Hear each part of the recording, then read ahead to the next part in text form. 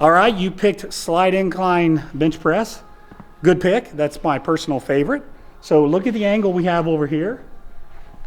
This is a very small angle, as you can see, of incline.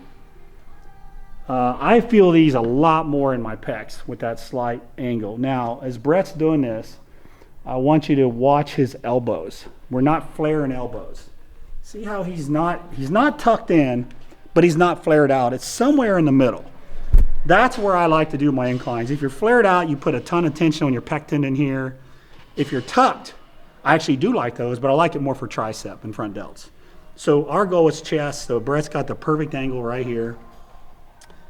Notice how he's not quite touching his chest.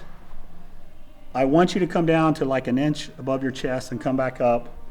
And also notice how he's not locking out. So we're trying to keep all the tension right here. Okay, so for phase 2, training explosively, I want your rep scheme to be more like 6 to 8. What I like to do is a top set of 6, and then the next week I like to try to get a top set of 7 with the same weight. And then I like to try to get a top set of 8. And then if I can do that, I'll add a little bit of weight and I'll come back down to 6 reps. So week 1, a set of the best weight you can do for 6. The next week you fight like a dog, you try to get 7, the next week 8. If you succeed, then the 4th week you would come back and add a little bit more weight back to 6. So you've progressively overloaded.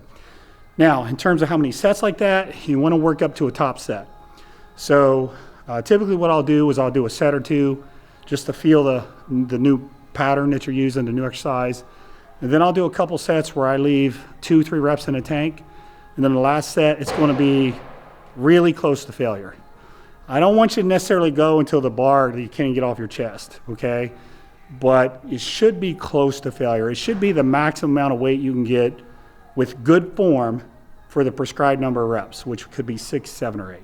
So again, I can't emphasize enough, really good form on the compound movements. You're not going to feel isolation. You're going to have a lot of muscles working at once, your chest, your shoulders, your tries, and that's okay. We're just trying to make everything bigger and stronger. Okay, now that you've done this, I want you to go to phase 3. So we're going to have 3 more exercises that you're headed into for phase 3. So you can now get that crazy supermax pump after doing your heavy explosive lifting.